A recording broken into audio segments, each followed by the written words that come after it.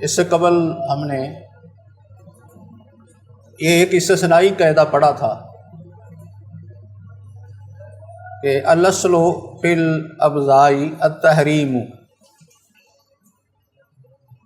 کہ شرمگاہوں میں یا عورتوں کے ساتھ نکاح کرنے میں اصل حکم حرمت کا ہے، یعنی ان سے نکاح کرنا یا ان سے استمتاع کرنا، وہ جنسی فائدہ اٹھانا، یہ اصل میں حرام ہے۔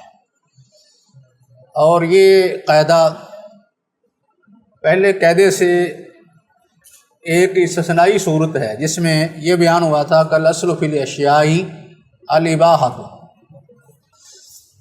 چیزوں کے اندر اصل اباحت ہے، یعنی ان کا جواز ہے، ان کے استعمال کی اجازت ہے۔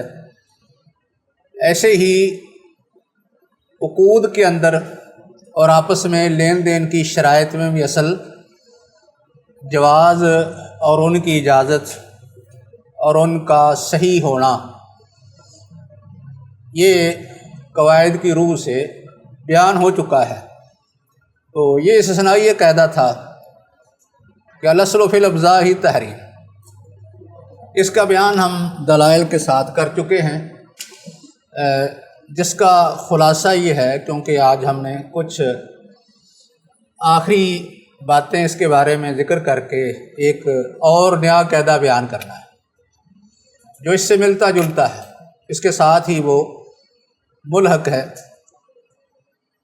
خلاصہ یہ تھا کہ قرآن مجید اور حدیث کی روشنی میں ہم نے یہ ذکر کیا کہ اللہ رب العزت نے ان عورتوں کا بیان کیا ہے کہ جن کے ساتھ نکاح کرنا حرام ہے، یعنی ایسی عورتیں جن سے نکاح کرنا بھی حرام ہے، حالانکہ نکاح کرنے سے عورت جائز ہو جاتی ہے، لیکن کچھ عورتیں ایسی ہیں جن کا تعلق انسان کے ساتھ رشتہ داری کا ہے، قرابت کا ہے، رحم کا رشتہ ہے، خونی رشتے، یعنی ان کے احترام کی خاطر ان کو مستقل حرام کر دیا۔ اور ان میں 7 نسبی رشتے تھے اور 7 رشتے رضائی ہیں، اگرچہ قرآن نے ان میں سے 2 کا ذکر کیا ہے، اور کچھ سسرالی رشتے ہیں جو نکاح کی وجہ سے بنتے ہیں۔ ان میں سے ایک رشتہ ساس کا تھا، دوسرا سوتیلی بیٹی کا، یعنی ساس بیوی کی ماں اور کسی آدمی کی بیوی کی پہلے خاوند سے بیٹی، ربیبہ جس کو کہا گیا ہے۔ ایسے ہی سوتیلی ماں کا بیان بھی آیا، سوتیلی ماں سے بھی نکاح کرنے سے منع کیا گیا، یعنی ایسی عورت جس سے کسی آدمی کے باپ نے نکاح کر لیا تو وہ بھی اس کے بیٹے کے لیے حرام ہوگی، مستقل یہ حرمت ہے، ابدی حرمت ہے، کسی بھی صورت میں ان سے نکاح کرنا جائز نہیں۔ ایسے ہی 2 بہنوں کو ایک نکاح میں اکٹھا کرنا اور بیٹے کی بیوی جس کو بہو کہتے ہیں، بہو سے نکاح کرنا یہ بھی حرام ہے، یہ بھی مستقل حرمت ہے۔ بیٹے کی بیوی سے، بہو سے نکاح یہ بھی مستقل حرام ہے، کسی بھی صورت میں یہ جائز نہیں۔ اور ایک وہ عورتیں جو پہلے شادی شدہ ہیں، ان سے نکاح کرنا بھی حرام ہے جب تک وہ کسی کے نکاح میں ہیں، اس وقت تک۔ ان میں سے کچھ نکاح یا کچھ رشتے ایسے ہیں، کچھ عورتیں ایسی ہیں جن سے مستقل نہیں، مستقل یعنی نکاح حرام نہیں، بلکہ اس وقت تک ہے جب تک پہلے نکاح سے وہ آزاد نہیں ہو جاتی، یا ان میں سے کوئی ایک فوت نہیں ہو جاتی۔ مثال کے طور پر جیسے خالہ اور بھانجی کا ایک نکاح میں اکٹھا ہونا، یہ تو منع ہے، لیکن ان میں سے ایک کے ساتھ کرنا یہ جائز ہے، یا ان میں سے ایک فوت ہو جائے تو پھر دوسری سے ہو سکتا ہے۔ ایسے ہی 2 بہنیں یک وقت تو ایک نکاح میں نہیں آ سکتی، لیکن باری باری یہ بھی آ سکتی ہیں۔ ایسے ہی جو عورت شادی شدہ ہے پہلے، اس کی ایک صورت جواز کی یا اس سے نکاح کی یہ ہے کہ اس کا خاوند اسے طلاق دے دے، یا اگر وہ کسی غیر مسلم کے نکاح میں ہے تو پھر وہ لونڈی بن کے آ جائے۔ ایسی صورت میں استبراء رحم کے بعد، یعنی اس کے رحم کی صفائی کے بارے میں مطلع ہونے کے بعد اور بچہ نہ ہونے کے یقین کے بعد وہ اس کے لیے مباح ہو جاتی ہے۔ یعنی ان میں سے یہ کچھ رشتے ایسے ہیں جن میں حرمت عارضی ہے، لیکن ان رشتوں میں سے اکثر وہ ہیں جن کی حرمت دائمی ہے، مستقل ہے، کسی بھی صورت میں ان سے نکاح جائز نہیں۔ تو اس کے بعد اللہ رب العزت نے یہ جو بتایا ہے کہ وَحِلَّ لَكُمْ مَا وَرَاءَ ذَلِكُمْ، اس کے علاوہ دوسری عورتیں تمہارے لیے حلال ہیں۔ تو حلال عورتوں کا بیان جو کیا ہے، اس سے تو یہ معلوم ہوتا ہے کہ جن کا یہ پیچھے بیان آ گیا یا قرآن نے ان کی حرمت کا ذکر کر دیا تو اس کے علاوہ ہر عورت یہ جائز ہے، حالانکہ ایسی صورت نہیں، اس میں اللہ نے کچھ شرائط رکھ دی ہیں کہ اس کے علاوہ عورتیں تمہارے لیے حلال کر دی گئیں، اور ان کے لیے شرائط بیان کر دی ہیں، شرائط کے ساتھ وہ حلال ہیں۔ یعنی وہ چیز جو شرائط کے ساتھ حلال ہوتی ہے نا، اس کے اندر اصل کیا ہوتا ہے؟ حرمت، اصل جواز نہیں ہوتا۔ جواز اس میں ہوتا ہے جس میں کوئی شرط نہیں ہوتی، اس میں صرف یہ دیکھنا ہوتا ہے کہ اس کی حرمت کی وہ خاص دلیل ہے یا کہ نہیں۔ اگر خاص دلیل کسی چیز کی حرمت کی مل جائے تو حرام ہوگی، ورنہ اصل میں وہ جائز ہوتی ہے۔ لیکن جس چیز کی حلت کے لیے باقاعدہ شرائط کا ذکر ہو، اس چیز کے اندر اصل حرمت ہوتی ہے۔ تو یہاں شرائط کا ذکر آ گیا، وہ کیا ہے کہ ان تبتغوا باموالکم، اپنے مالوں سے تم تلاش کرو۔ آگے ہے مقصدین غیر مسافحین، مطلب یہ ہے کہ عورت کو باقاعدہ تلاش کیا جائے، اس کے ساتھ یا اس کے جو اولیاء ہیں ان سے بات کی جائے، اور دونوں کی رضامندی سے باقاعدہ ایجاب و قبول ہو، نکاح کیا جائے، جس کو عقد نکاح کہتے ہیں۔ عقد نکاح جو ہے وہ ایجاب و قبول کے ساتھ ہوتا ہے، اور اس میں مزید شرط کیا ہوتی ہے کہ مہر رکھا جائے، اس لیے مال کا ذکر آ گیا۔ آگے ہے محسنین، مقصد کیا ہے؟ یعنی اس کو اپنے نکاح میں لانا مقصد ہے، خود اپنے آپ کو پاک کرنا، اور جس سے نکاح کیا جا رہا ہے اس کو بھی پاک کرنا مقصد ہے۔ مطلب یہ ہے کہ یہ ایک مرد عورت دونوں ایک معاہدے کے تحت آپس میں اکٹھے ہوتے ہیں، تو مقصد دونوں کا ایک دوسرے کو برائی سے، بے حیائی سے بچانا ہے۔ تو اس لیے مرد کو کہا گیا ہے کہ وہ نکاح کس طرح کرے؟ محسن بن کے نکاح کرے، غیر مسافحین، بدکاری نہیں ہونی چاہیے۔ بدکاری، زناکاری یہ نکاح میں نہیں آتی، یہ بھی اس میں شرط ہے کہ ان کا آپس میں ملنا ایسا نہیں ہونا چاہیے کہ وہ بدکاری کریں۔ بدکاری پیسے کے بغیر بھی ہو سکتی ہے اور باقاعدہ مال خرچ کر کے بھی ہو سکتی ہے، اور اس میں آپس میں رضامندی کی صورت بھی ہو سکتی ہے، رضامندی کے بغیر بھی ہو سکتی ہے۔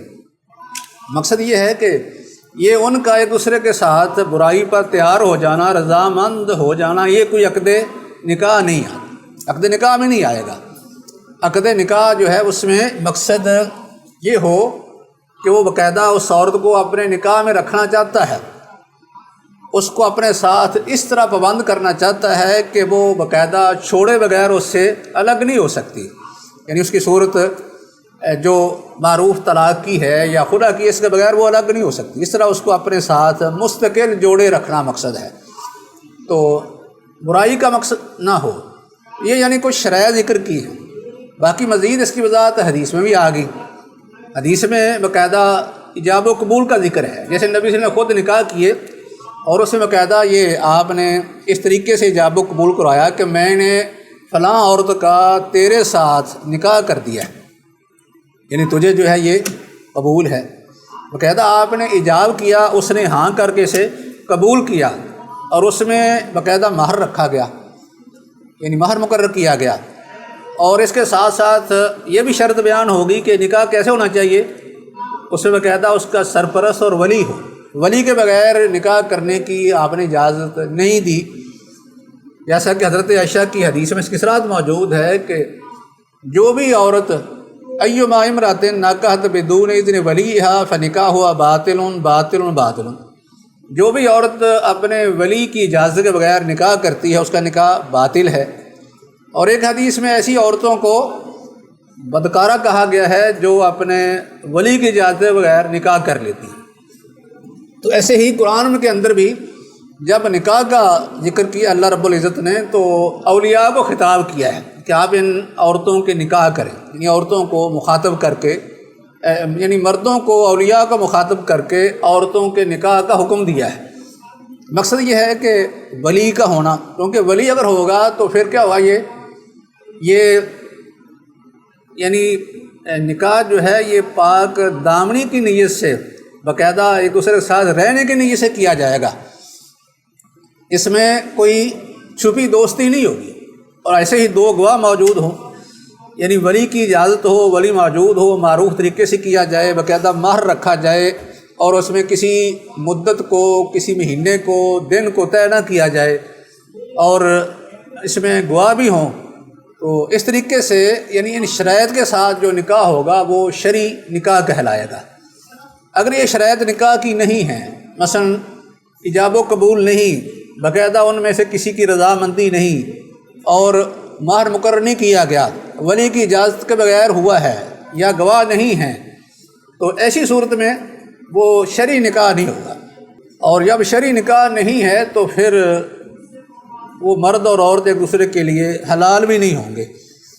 تو بہرحال نکاح کی کیونکہ یہ شرائط ہیں، اس معلوم ہوتا ہے کہ جو نکاح ان شرائط کے بغیر ہوگا وہ نکاح شرعی نہیں کہلائے گا۔ جیسا کہ اس کے بارے میں ایک معروف نکاح جس کا عام طور پر تذکرہ ہوتا ہے وہ کیا ہے، نکاح متع۔ یہ جاہلیت میں بھی چلتا تھا نکاح متع۔ قرآن کی یہ جو آیت ہے، انہی آیات کے بعد اللہ رب العزت نے عورتوں کے ساتھ نکاح کا تذکرہ کرنے کے بعد یہ بیان فرمایا ہے کہ فَمَسْتَمْتَعْتُمْ بِهِ مِنْهُنَّ فَآتُوهُنَّ أُجُورَهُنَّ فَرِيضَةً، جن عورتوں سے تم نے استمتاع کیا، فائدہ اٹھایا نکاح کرنے کے بعد، تو پھر ان کو تم ان کے مہر ادا کرو۔ یہ اللہ کا ایک فریضہ ہے، فرض ہے جو تم نے ادا کرنا ہے۔ تو جمہور اہل علم، تقریباً اہل سنت والجماعت کے جتنے مفسرین ہیں، سب کے نزدیک سے مراد کیا ہے، نکاح ہے۔ یعنی نکاح کر کے عورت کے ساتھ استمتاع کرنا، فائدہ اٹھانا، اس سے ازدواجی تعلق قائم کرنا، یہ مراد ہے۔ اس کے بعد پھر مہر بھی ادا کرنا ہے۔ مہر ادا کرنا یہ یعنی ضروری ہوگا۔ اس کے بعد یہ اجازت دی گئی ہے کہ اگر آپس میں رضامندی سے کوئی کم زیادہ کر لیں تو کوئی حرج نہیں، لیکن مہر ادا کرنا یہ ضروری ہے۔ تو اس میں صرف شیعہ کے ہاں اس سے مراد نکاح متع ہے، وہ نکاح متع مراد ہے۔ حالانکہ اللہ رب العزت نے نکاح متع کا جو ہے وہ قرآن میں تذکرہ نہیں کیا۔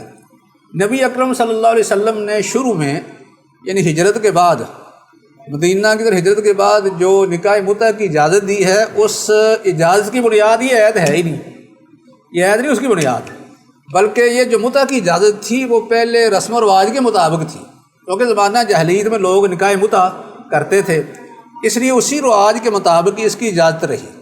آپ نے یہ خیبر کے موقع پر ایک دفعہ اس کو حرام کیا، لیکن بعد میں دوبارہ فتح مکہ کے موقع پر دوبارہ اس کی ایک دفعہ اجازت دے دی۔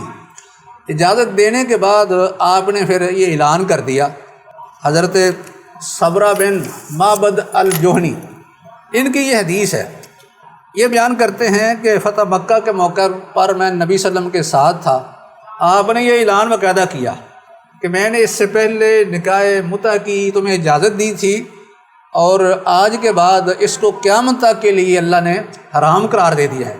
اب نکاح متع کی صورت میں کسی کے بعد جو عورت ہے اس کو وہ الگ کر دے، اور اس نے اس کے بدلے میں جو کچھ دیا ہے اس سے کوئی بھی چیز واپس نہ لے، مطلب جو چیز دے چکا ہے وہ اسے دے دے اور عورت کو اپنے سے الگ کر دے۔ یہ اعلان نبی صلی اللہ علیہ وسلم نے فتح مکہ کے موقع پر کیا۔ صحیح مسلم کی یہ روایت ہے، اور آپ نے کہا کہ یہ حرمت اب جو ہے وہ قیامت تک کے لیے ہے، دوبارہ جو ہے کبھی حلال نہیں ہوگا۔ اس لیے اس سے جو ہے وہ نکاح متع کی اجازت یا اس کا جواز نہیں نکالا جا سکتا، کیونکہ اس بنیاد پر نبی صلی اللہ علیہ وسلم نے اجازت دی نہیں۔ یہ اجازت تھی یہ پہلے عربوں کا جو رسم و رواج ہے اس کی بنیاد پر تھی۔ اس لیے یہ نکاح کا بیان کرنے کے بعد اللہ رب العزت نے اس صحت کو ذکر کیا ہے تاکہ یہ بتایا جائے کہ عورتوں کا مہر یہ تمہارے ذمے ہے، ان سے جو تم نے استمتاع کرنا ہے، فائدہ اٹھانا ہے، ان سے رہن سہن، ان کے ساتھ تمہارا ازدواجی تعلق جو ہے اس بنیاد پر تم نے انہیں مہر ادا کرنا ہے، یہ اور یہ اللہ کا ایک فرض ہے تمہارے ذمے جو ادا کرنا ضروری ہے، اس کا بیان کیا ہے۔ تو پر یہ شرائط تھی نکاح کی، حتیٰ کہ لونڈیوں کا بیان کیا کہ اگر کوئی آدمی مالی استطاعت نہیں رکھتا، آزاد دور سے شادی نہیں کر سکتا، تو وہ لونڈی سے نکاح کرے، اور لونڈی کے ساتھ نکاح کے لیے یہی شرطیں رکھ دی، جیسے کہ فن کے ہننا بیدنی اہل ہننا، کہ ان کے مالکوں کی اجازت سے ان سے نکاح کرو، اور ساتھ یہ کیا کہا واتو ہننا اجورا ہننا بالمعروف ہی، آگے ہے محصنات غیر مصافحات، ان لونڈیوں سے نکاح تم نے کس طرح کرنا ہے کہ وہ لونڈیاں جو ہیں وہ ایک تو محصنات، یعنی مطلب یہ ہے کہ پاک دامن وہ ہونا چاہتی ہیں، محصنات ہیں، پاک دامن کا معنی بھی کیا جاتا ہے، یعنی مطلب کہ باقاعدہ شادی کا ارادہ کر کے وہ یعنی پاک دامنی اختیار کرنا چاہتی ہیں، یا وہ پاک دامن ہیں پہلے، اور اس کے بعد کیا ہے کہ وہ مصافحات نہ ہوں، کوئی اعلانیہ بدکاری زناکاری کرنے والی نہ ہوں۔ مزید شرط یہ ہے کہ ولا متخذات اخدان، اور وہ خفیہ دوستی یاری لگانے والی بھی نہ ہوں۔ ایسی عورتوں سے، ایسی لونڈیوں سے تم نکاح کر سکتے ہو۔ یہ بھی اس صورت میں ہے یا ایسے آدمی کے لیے تھا کہ جو آزاد عورت سے نکاح کرنے کی مالی استطاعت نہیں رکھتا تھا، تو لیکن یہ بھی ساتھ کہہ دیا کہ یہ آخری شکل ہے، اگر کوئی آدمی بچ جائے تو یہ زیادہ اس کے لیے بہتر ہے، کیونکہ کسی کی لونڈی سے کرے گا نکاح تو اس کے ہاں جو اولاد پیدا ہوگی وہ اولاد بھی اسی مالک کی پھر وہ غلام بن جائے گی، اس لیے بچنا بہتر ہے۔ تو پر یہاں بھی یہ کچھ شرطیں ذکر کی لونڈی کے ساتھ نکاح کرنے کی۔ تو یہ جو نکاح ہے یہ ایک ایسا شرعی حکم ہے کہ جس پر تمام آسمانی مذاہب جو ہیں متفق ہیں، اس میں کسی کا کوئی اختلاف نہیں۔ پہلے آسمانی مذاہب کے اندر بھی نکاح کو ضروری قرار دیا گیا ہے، نکاح کے بغیر کسی عورت کو کسی مرد کے لیے رکھنے کی اجازت نہیں ہے، نہ ہی کوئی عورت کسی کے لیے نکاح کے بغیر حلال ہوتی ہے، نہ ہی نسب ثابت ہوتا ہے۔ یہ بھی بات اتفاقی ہے، یعنی پہلے جو آسمانی ادیان ہیں ان کے اندر بھی یہ حکم رہا ہے کہ نکاح کے بغیر کسی کا نسب ثابت نہیں ہوتا۔ کوئی شخص کسی عورت سے پیدا ہونے والے بچے کو اپنی طرف منسوب نہیں کر سکتا بغیر نکاح کے۔ اگر نکاح ہوگا تو پھر ہی اس کی طرف اس کی نسبت ہوگی، ورنہ نہیں ہو سکتی۔ اور یہ صرف اسلام کے اندر نہیں بلکہ یہ اہل کتاب کے اندر بھی یہی حکم تھا کہ ان کی ہم نسب اس کے بغیر ثابت نہیں ہو سکتا۔ جیسے کہ آج کل بعض دفعہ لوگ یہ ڈی این اے ٹیسٹ کی بنیاد پر جو ہے وہ نسب ثابت کر دیتے ہیں۔ اس طرح جو ہے ہو سکتا ہے کہ ایک آدمی کا نطفہ ہو حقیقت میں کسی عورت کے ہاں جو بچہ پیدا ہوا ہے، ظاہر ہے کسی کا نطفہ ہوگا، لیکن وہ نطفہ ناجائز نطفہ ہے جو نکاح کے بغیر ہے، تو اس بنیاد پر پھر بھی اس بچے کی نسبت اس کی طرف نہیں ہو سکتی، کیونکہ اس کا یعنی نطفہ یہ اس کی بنیاد بن جائے، ایسا نہیں۔ نکاح کے بغیر اس کا کوئی اعتبار نہیں کیا گیا۔ تو اس لیے نکاح جو ہے یہ تمام پہلے آسمانی مذاہب کے اندر بھی اتفاقی حکم رہا ہے۔ اس سے اصل میں مقصد کیا ہے؟ انسان کے نسل کی حفاظت اور اس کی عزت کی حفاظت، کیونکہ نسل کی حفاظت اور انسانی عزت کی حفاظت اس کے احترام کے لیے، اس کی تکریم کے لیے نکاح ضروری ہے، ورنہ معاشرے کی عزت نہیں رہتی۔ آپ دیکھتے ہیں جن معاشرے کے اندر نکاح نہیں ہے، نکاح کے بغیر ہی عورتوں کے ساتھ میلاب ہوتا رہتا ہے، زنا عام ہے، بدکاری عام ہے، فحشی ان کے ہاں عام ہے، وہاں جو ہے وہ کیا ہوتا ہے، وہاں نسل محفوظ نہیں رہتی، نسل تباہ ہو جاتی ہے، کیونکہ نکاح کے بغیر پیدا ہونے والے بچوں کو کوئی سنبھالنے کے لیے تیار ہی نہیں ہوتا۔ بلکہ عورتیں جو ایسے بچوں کو پھینک کے چلی جاتی ہیں، یعنی تعلق نہیں بنتا نکاح کے بغیر، بچے کے ساتھ کوئی ہمدردی نہیں ہوتی، مار دیتی ہیں یا پھینک کے چلی جاتی ہیں یا اسپتالوں میں چھوڑ کے چلی جاتی ہیں۔ تو اس طرح جو ہے وہ ایک خاندانی نظام یہ تباہ ہو جاتا ہے، نسل تباہ ہو جاتی ہے۔ اور حقیقت میں ایسا ہی ہے کہ جن ممالک کے اندر، غیر مسلم ممالک کے اندر یہ نکاح کا سسٹم نہیں ہے، وہاں جو ہے وہ نسل بڑی متاثر ہے۔ بعض ملکوں کے اندر تو اتنی کمی ہو گئی ہے تو انہوں نے دوبارہ شروع کر دیا ہے کہنا کہ تمہیں جو ہے وہ بچے پیدا کرنے چاہیے، ہماری تو نسل یہ تباہ ہو رہی ہے۔ اس لیے معاشرے کو محفوظ رکھنا، اس کے احترام کی خاطر بھی ضروری ہے، کیونکہ جس معاشرے کے اندر نکاح کا سسٹم نہیں ہے وہاں عزت نہیں رہتی، نہ تو مرد کی کوئی عزت و احترام ہے، نہ عورت کی عزت ہے۔ آپ دیکھتے ہیں ہمارے معاشرے کے اندر اگر باقاعدہ نکاح کے ساتھ ایک مرد اور عورت آپس میں ملتے ہیں تو ان کا کتنا احترام ہوتا ہے، مرد کا بھی احترام۔ شادی ہوتی ہے تو لوگ کیسے اس کے لیے ہدیے تحفے لے کے آتے ہیں، سلام کرتے ہیں، ماشاءاللہ دولہا صاحب ہیں، اور اس طرح عورت کے لیے باقاعدہ تیاری ہوتی ہے، کپڑے پہنائے جاتے ہیں، اس کے رشتہ دار آتے ہیں، سہیلیاں آتی ہیں، اس کو بڑے پروٹوکول کے ساتھ الوداع کرتی ہیں، اور یہ ایک عزت ہے نا، عزت کے ساتھ روانہ ہو رہی ہے، عزت کے ساتھ باقاعدہ آ رہی ہے، جا رہی ہے، احترام ہے، اپنے سسرال کے ہاں بھی احترام ہے، اپنے گھر کے اندر، اپنے خاندان کے اندر بھی احترام ہے، دونوں کا احترام ہے۔ لیکن ایسا لڑکا جو ایک نکاح کی بجائے تعلق کسی عورت سے ناجائز قائم کر لیتا ہے یا عورت قائم کر لیتی ہے، بعد میں جیسے بھی وہ جعلی نکاح کر کے بھی اکٹھے ہو جائیں کبھی وہ احترام نہیں پاتے، نہ ان کا اپنے خاندان میں احترام ہوتا ہے، نہ ان کا اپنے سسرال میں احترام ہوتا ہے، معاشرے کے اندر بھی بلکہ وہ گر جاتے ہیں۔ لوگ جو ہیں ان کو سمجھتے ہیں کہ یہ لوگ جو ہیں یہ 2 نمبر ہیں، 2 نمبر سمجھ جاتے ہیں معاشرے کے اندر، گھٹیا۔ اس لیے نکاح کے ساتھ جو ہے وہ دونوں فریقوں کو احترام بھی ملتا ہے، اور ایسے معاشرہ کبھی ہوتا ہے نا، خاندان مانتا ہے باقاعدہ، خاندانی سسٹم، عائلی سسٹم جو مضبوط ہوتا ہے، اور لوگ جو ہے آپس میں مل جل کے رہتے ہیں، ایک ہو کے رہتے ہیں، اور معاشرے کے اندر جو ہے اس کی وجہ سے بہت سے جو ہے وہ مسائل خود ختم ہو جاتے ہیں۔ کیونکہ جب اس طرح کا ماحول بن جائے نا کہ جس میں نکاح نہ ہو، لوگ آپس میں ویسے تعلقات کی بنیاد پر ہی لوگ اکٹھے ہوتے پھریں، وہاں لڑائیاں ہوتی ہیں، ایک دوسرے سے دشمنی، آپس میں کینہ بغض پیدا ہوتا ہے۔ کیونکہ کتنے آپ نے ایسے واقعات سنے ہیں کہ جب ناجائز تعلق کی بنیاد پر کوئی 2 فریق اکٹھے ہوتے ہیں، لڑکا لڑکی، اس میں اکثر کیا ہوتا ہے، لڑائی ہو جاتی ہے، ان میں سے کسی کو قتل کر دیا جاتا ہے، کئی دفعہ دونوں قتل ہو جاتے ہیں۔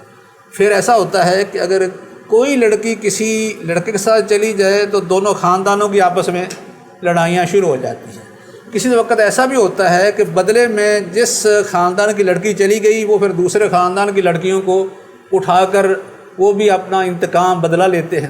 اس طرح کر کے معاشرے کے اندر بہت بگاڑ پیدا ہوتا ہے، بہت سی خرابیاں اور ایک دوسرے کے ساتھ دشمنیاں، آپس میں یعنی کینہ، رقابت یہ شروع ہو جاتی ہے۔ اس لیے معاشرے کو مضبوط رکھنے کے لیے اور بالکل پاک صاف رکھنے کے لیے اور خاندانی نظام کو مستحکم رکھنے کے لیے اور دشمنی، لڑائی جھگڑوں سے بچنے کے لیے یہ جو شرعی ایک حکم ہے، ایک نظام ہے شریعت کا، نکاح کا، یہ ضروری ہے۔ اس لیے شریعت نے اس کے بغیر کسی مرد عورت کو اکٹھا ہونے کی اجازت نہیں دی، یعنی نکاح کے بغیر۔ ایک لونڈی کا سلسلہ ہے، یعنی 2 ہی چیزیں ذکر کی ہیں نا قرآن نے، کہ جس میں یہ آتا ہے کہ الذین هم لفروجہم حافظون الا علی ازواجہم او ما ملکت ایمانہم فانہم غیر ملومین۔ 2 طریقے بتائے، ایک یہ ہے کہ اپنی بیویاں ہوں تو وہ ان کے لیے جائز ہے، دوسرا ہے کہ لونڈیاں ہوں۔ اب لونڈیوں کی شرعی جو صورت تھی وہ تو نہیں رہی، صرف بیویاں رہ گئی۔ اس کے بعد یہ ہے فَمَنِ ابْتَغَىٰ وَرَاءَ ذَٰلِكَ فَأُولَٰئِكَ هُمُ الْعَادُونَ۔ تو اس کے علاوہ کوئی اور طریقہ جو اختیار کرتا ہے وہ لوگ حد سے، اللہ کے حکم سے آگے تجاوز کرنے والے ہیں، بغاوت کرنے والے، آگے بڑھنے والے ہیں، جو ان کے لیے یعنی قطعی طور پر یہ جائز نہیں ہے۔ تو بہرحال یہ اصل خلاصہ ہے اس قاعدے کا، یعنی نتیجہ یہی ہے کہ اس قاعدے کے اندر کیا ہے کہ باقی چیزوں جو عام استعمال والی ہیں، کھانے پینے والی ہیں، انسان کے تصرفات ہیں، اعمال ہیں، ان کے اندر اصل تو ان کا جواز ہے، اباحت ہے، ان کی اجازت ہے، لیکن عورتوں میں اصل کیا ہے؟ ان کی حرمت ہے۔ کوئی عورت کسی کے لیے حلال نہیں ہوگی، اس سے شادی کرنا، نکاح کرنا، اس سے کوئی استمتاع کرنا، کوئی جنسی فائدہ اٹھانا، یہ اس کے لیے قطعاً حرام ہے، سوائے ایک صورت اس وقت باقی ہے، وہ کیا ہے؟ نکاح۔ اور نکاح کی باقاعدہ شرائط ہیں، ان شرائط کے ساتھ نکاح کیا جائے تو پھر وہ شرعی طور پر نکاح معتبر ہے۔ باقی جو ہے وہ اس کے علاوہ اور ایک قاعدہ اس سے ملتا جلتا، وہ کیا ہے کہ الاصل فی الذبائح التحریم، الاصل فی الذبائح التحریم۔ اس کا مطلب کیا ہے؟ الاصل، یہ بھی ایک قاعدہ ہے۔ اصل کا کیونکہ لفظ بار بار ہم پڑھتے آ رہے ہیں، اصل سے مراد کیا ہے؟ ایک بنیادی قاعدہ، ایک مستقل قاعدہ، اصول، ایک شریعت کا ایک غالب اصول، ایک ابتدائی اصول یہ ہے کہ جو ذبائح ہیں، ذبائح یہ ذبیحۃ ان کی جمع ہے، ذبائح، ان کے اندر اصل کیا ہے؟ حرمت ہے ان کے اندر۔ اب یہ قاعدہ تو ہم پڑھتے ہیں نا، تو اس میں ایک اشکال ذہن میں آتا ہے کہ پیچھے تو ہم پڑھ چکے ہیں کہ چیزوں کے اندر اصل کیا ہے؟ اباحت، اصل اباحت ہے چیزوں کے اندر، مثلا چیزیں کھانے پینے والی ہیں، استعمال والی ہیں، ان میں اصل ان کا جواز ہے یا ان کی اجازت ہے۔ تو یہاں یہ کہا گیا ہے کہ ذبائح کے اندر اصل حرمت ہے، تو یہ کیسے حرمت بن گئی؟ تو یہ جو ظاہر ایک ٹکراؤ نظر آتا ہے، یہ حقیقت میں ٹکراؤ نہیں ہے، اس لیے کیونکہ جانور ہمارے سامنے دو طرح کے ہیں نا، کیونکہ ہم نے یہ بھی پڑھا تھا کہ چیزوں کے اندر، یعنی چیزیں وہ کھانے والی، استعمال والی جو ہیں، ان کے اندر اصل کیا ہے؟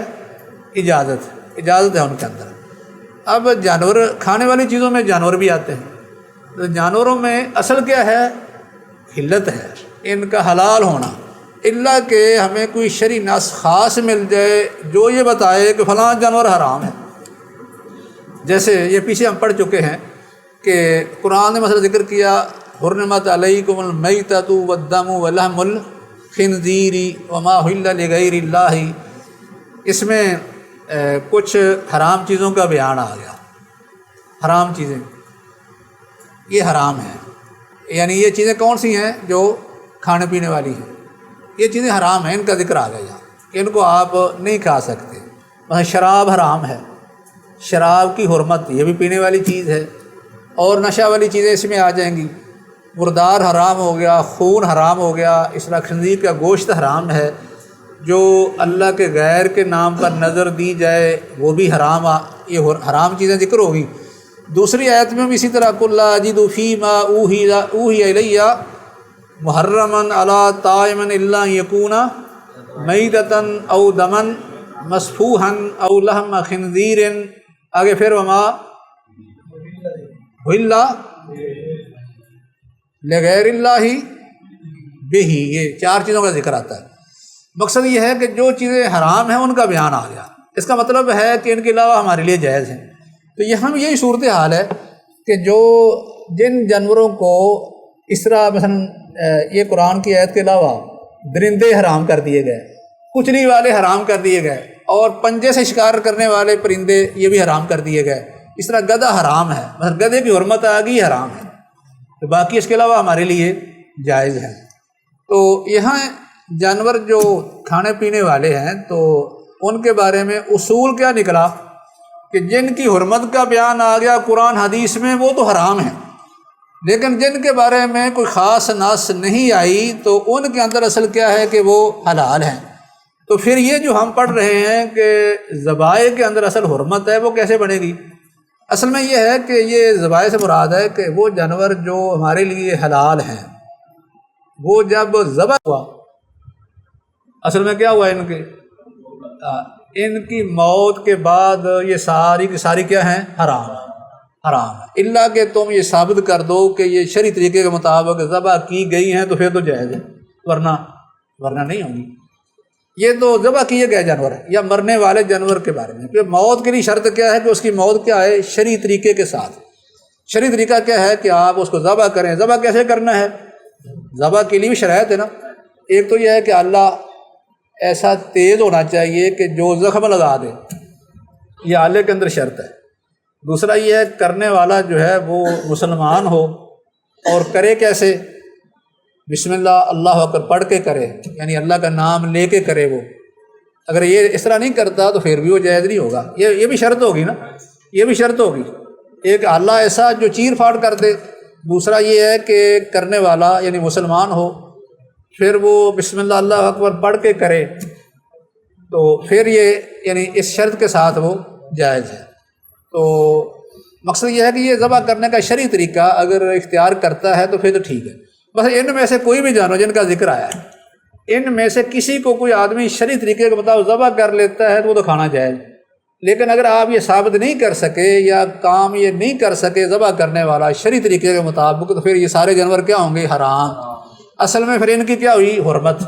یہ تو ہے ذبح کی یہ والا۔ اس طرح شکار کے بارے میں بھی ہے کہ شکار جو ہے یعنی عام طور پر ذبح کرنے کا طریقہ یہی ہوتا ہے نا کہ آپ اس کو باقاعدہ لٹاتے ہیں، آرام سے اللہ تیز کرتے ہیں اور چھری سے اس کا گلا کاٹتے ہیں، اور باقاعدہ جو ہے وہ قبلے کا رخ کیا جاتا ہے۔ اگر قبلے کا رخ نہ بھی ہو تو ذبح ہو جاتا ہے۔ اس میں کوئی سی صورتیں مستثنیٰ اس طرح بھی ہوتی ہیں، مثلا ایک جانور بے قابو ہو کے بھاگ جائے، قابو نہ آ رہا ہو، اس کو آپ نے کیسے ذبح کرنا ہے؟ باقاعدہ تو نہیں کر سکتے آپ، یعنی اس کو لٹا کے کریں کیونکہ وہ تو قابو ہی نہیں آ رہا۔ اس میں پھر کیا ہوتا ہے؟ کوئی دھاری دار چیز، یا مثلا آج کل گولی ہے کہ آپ جو ہے اس کو گولی ماریں جس سے اس زخمی ہو کر گر جائے۔ اس طریقے سے اگر وہ گر جاتا ہے، آپ اس کو جا کے زندہ پاتے ہیں تو پھر دوبارہ ذبح کریں، پھر شرعی طریقہ یہ ہے۔ لیکن اگر مر جاتا ہے تو آپ نے بسم اللہ اللہ اکبر کہہ کے اس کو فیر کیا تھا، مر جائے تو وہ کھانا جائز ہوتا ہے، یعنی یہ مجبوری کی صورت میں ہے۔ ایسے مثال کے طور پر پرندہ ہے، پرندے کو شکار کیا تو پرندے میں یا کسی بھی جانور میں، اس طرح کے حدیث عدی بن حاتم کی روایت اس کی بڑی وضاحت کرتی ہے۔ آپ نے فرمایا کہ سکھایا ہوا تو کتا جب بھیجے تو کیا کر اس پر اللہ کا نام لے کر اس کو چھوڑ۔ اس کے بعد اس کتے نے کیا کیا؟ اگر اس کو مار دیا ہے نا کتے نے، تو پھر آپ اس نے اس کو مار دیا لیکن کھایا نہیں، تو پھر آپ کھا لیں، کیونکہ اس نے پھر تیرے لیے روکا، اپنے لیے نہیں روکا۔ لیکن اگر کتا کھا لے تو پھر نہیں کھانا، شک پڑ گیا۔ کتا اگر کھا لے تو پھر نہیں کھانا، اس لیے اس کتے نے اپنے لیے کیا، تیرے لیے نہیں کیا ہے۔ پھر اس میں یہ بھی ہے آگے، انہوں نے کہا کہ میں اپنا کتا چھوڑتا ہوں، اس کے ساتھ کوئی دوسرا کتا شامل ہو جاتا ہے، تو اس طریقے سے پتہ نہیں چلتا کہ ان میں سے کس نے مارا ہے۔ آپ نے فرمایا نہ کھاؤ، کیونکہ تو نے اپنے کتے پر تو بسم اللہ اللہ اکبر پڑھا تھا، دوسرے کتے پر تو نہیں پڑھا تھا، ہو سکتا ہے دوسرے نے مارا ہو، اس لیے اس کو شک پڑ گیا نا، شک کی وجہ سے یہ حرام ہو گیا۔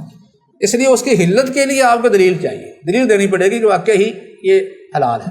ایسے کوئی آدمی تیر پھینکتا ہے، اب اس نے جو ہے وہ تیر پھینکا بسم اللہ اللہ اکبر پڑھ کے، تیر لگ گیا ایک جانور کو، وہ کسی جگہ پر جا کے گر گیا، اور آپ وہاں دیکھتے ہیں خواہ وہ دوسرے دن مل جائے، پھر بھی اگر نشان اس پر آپ کے تیر کا ہے تو آپ اس کو کھا سکتے اگر چاہیں تو۔ لیکن آپ نے دیکھا کہ آپ کے تیر کا نشان بھی ہے اور بھی نشان ہے، پھر بھی نہیں کھائیں گے، اس لیے کیونکہ شک پڑ گیا آپ کہ یہ آپ کے تیر سے مرا ہے یا کہ کسی اور چیز نے اس کو مار دیا یا اور زخم بھی موجود ہے۔ اسی طرح آپ نے تیر مارا یا آپ نے مطلب گن سے فائر کیا یا آپ نے وہ کارتوس مارا، تو وہ پرندہ یا وہ گر گیا آگے پانی میں گر کے مر گیا ہے، اب جو ہے وہ اس کو کھانا جائز ہوگا یا کہ نہیں ہوگا؟ اس لیے کہ پتہ نہیں آپ کے فائر کی وجہ سے مرا ہے یا پانی کی وجہ سے مرا ہے، اس لیے شک پڑ گیا۔ اس لیے جہاں شک آ جائے نا، شک اس طرح آ جائے کہ اس میں دو احتمال پیدا ہو جائے کہ اب یہ جائز ہے یا کہ ناجائز ہے، تو پھر اصل میں اس میں کیا ہوگا؟ اصل ان میں حرمت ہے، الا کہ آپ کو یقین ہو جائے کہ واقعی یہ میرے لیے حلال ہے، شرعی طریقے کے مطابق اس کو ذبح کیا گیا ہے یا شرعی طریقے کے مطابق اس کو شکار کیا گیا ہے۔ شکار کے لیے بھی اصول یہ ہے نا کہ اگر شکار آپ کے فائر سے مر جاتا ہے نا، یا کتا جو چھوڑا ہوا اس کو مار دیتا ہے، تو آپ اس کو کھا سکتے ہیں، لیکن اگر آپ نے زندہ پا لیا تو پھر آپ دوبارہ ذبح کریں۔ کتے نے پکڑ کے اس کو بٹھایا ہوا ہے، زندہ ہے، یا آپ نے فائر کیا اس کے نتیجے میں وہ جانور زندہ ہے، تو آپ اس کو ذبح کیے بغیر نہیں کھا سکتے۔ یعنی یہ شرائط ہے باقاعدہ، جیسے یہ نکاح کے بارے میں ہم نے ذکر کیا تھا، شرائط کے ساتھ کھانا جائز ہے، وہاں بھی کچھ شرائط ہیں ان جانوروں میں جو ذبح کیے جاتے ہیں اس کی شرائط ہے، شکار کے لیے شرائط ہے، تو جہاں شرائط آ جائے وہاں اصل کیا آ جاتی ہے؟ حرمت، ان کی ممانت، اللہ کہ آپ دلائل سے ثابت کریں کہ یہ ہمارے لیے جائز ہے اور حلال ہے، اس کے بغیر ان کو استعمال نہیں کیا جا سکتا۔ یہی پر اس کا خلاصہ ہے کہ ذبائح کے اندر اصل میں کیا ہے؟ حرمت، اللہ کی دلیل مل جائے کہ وہ ذبح کیا ہوا جانور یا شکار کیا ہوا جانور دلائل کی روشنی میں ہمارے لیے وہ جائز ہے۔ وما علینا الا البلاغ۔